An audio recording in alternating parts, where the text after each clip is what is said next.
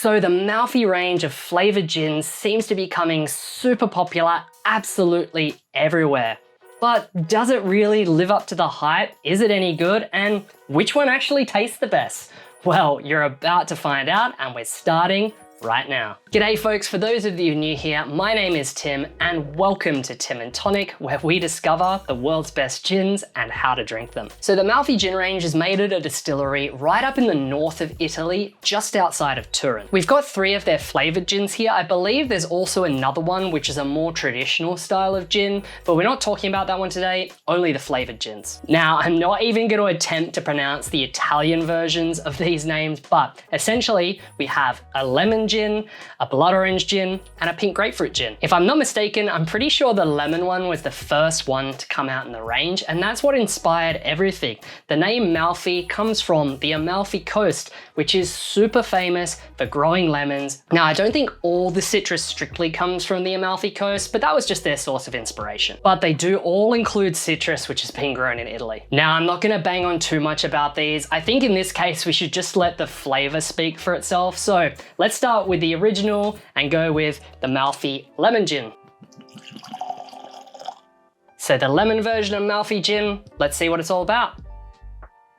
Okay, first thing is, obviously, there is tons and tons of lemon here. Like seriously, a lot of lemon. It is super powerful. Almost so powerful that if I didn't know better, I would almost think I'm smelling a limoncello or something like that. If I really dig into it, I get a little bit of a subtle spice backbone, but not really very much. Maybe there's a little bit of juniper, maybe there's that faint wisp of woody kind of rosemary stems, kind of fresh pine, just a little bit. Let's give it a taste and see if there's anything else. Same thing again on the taste, yes. There's lots of lemon. Maybe there's a little bit of subtle spice backbone. Maybe I can detect the faintest taste of juniper, but not very much. I'm not saying that as a bad thing. It tastes really, really nice. It's just to let you know what to expect. What I do like is that even though yes, there is a lot of lemon, it actually tastes quite natural, which I think with citrus, when you use it so heavily, it can be quite difficult. It's very easy for it to taste artificial and like a candy. The other thing that's really nice about this one, it's definitely not a sticky, sweet flavored gin. There's no sugar, it's really dry, which is really nice. Gonna make it super versatile when you put it with any mixer or any cocktail. If you want it a little bit sweeter, you can always add a little bit more sugar. To me, the best way I can describe this is imagine a limoncello, but then with no sugar in it, no sweetness. Tastes like this. Alrighty, so that's the lemon version of Malfy. Let's move on. I think let's try the blood orange one next. I don't know if you can see from over there, but I'm going in blind and these bottles are all full. The blood orange is the one I'm most excited about, I think, because I absolutely love blood oranges. So I guess there's nothing left to do but crack the bottle and give this one a taste. Alrighty, so Malfy blood orange. Please be as good as I'm hoping. Okay, so on the smell, yes, it smells like oranges. It smells a little bit sherbety, but it kind of smells a little bit, I don't know, artificial. It smells more like an orange jelly or jello for my American friends. I really don't get that same fresh and juicy kind of a vibe that I got from the lemon gin. Also, I don't get that kind of like background kind of spice and little tiny bit of juniper. Even if it was faint, it was still there and it added a really nice, really subtle layer of complexity. I'm really just hoping it tastes a little bit better than it smells, but let's see what we're in for.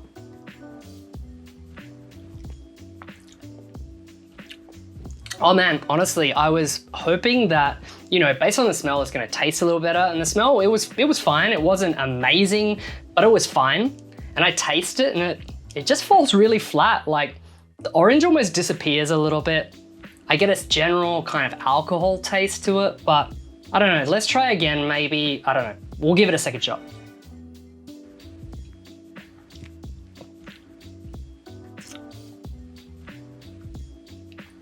There's orange there, but it's kind of just the bitterness, not the really nice, zesty, fresh part of orange, which I was hoping for.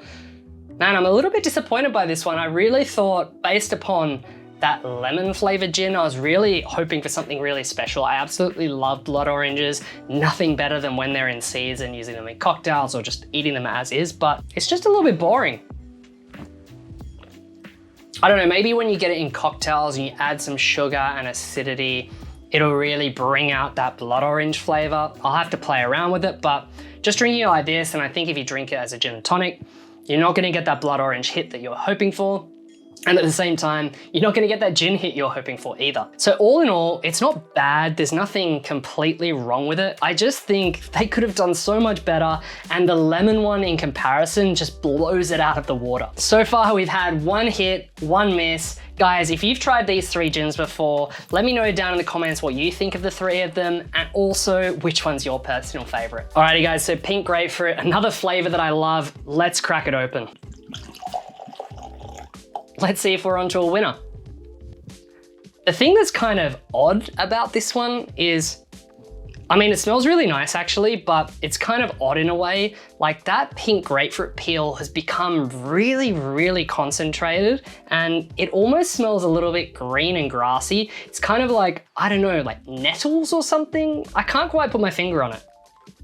I don't know, it's really interesting. Like I wasn't really expecting that, but I kind of like it, I'm digging it. Although that being said, if we're talking about it being a gin here, I can't really smell any of those more traditional gin aromas like juniper or spice or anything like that, but it does smell amazing. Let's see what we get when we taste it.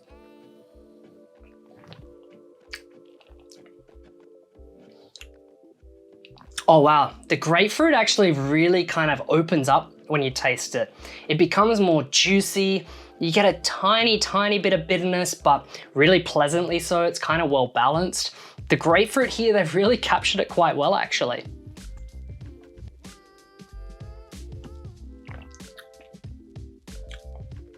Yeah, with this one, I'm really struggling to pick up much else other than the grapefruit. It's just so strong and so powerful.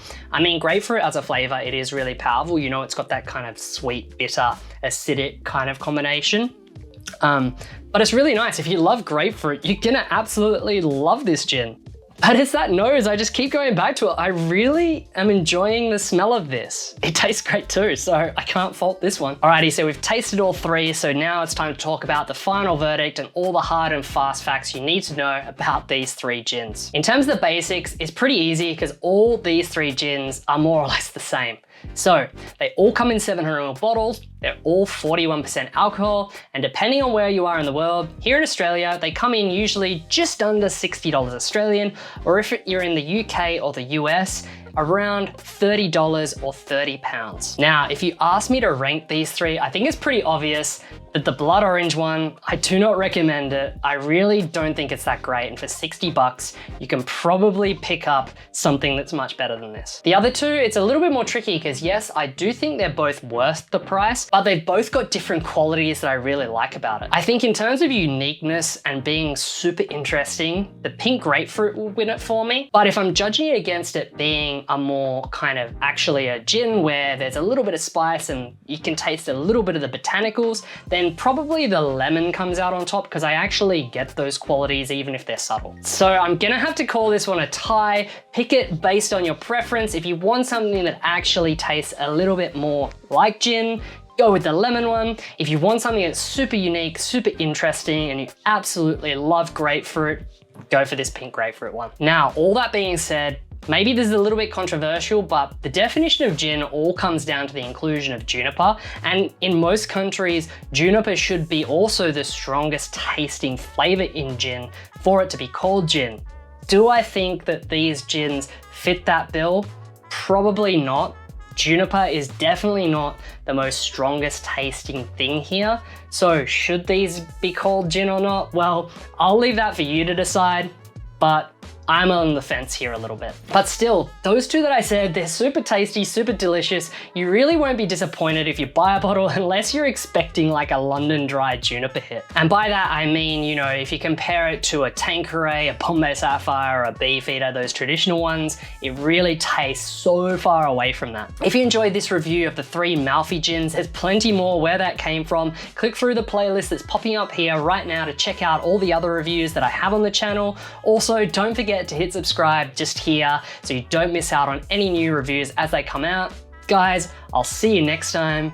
Cheers.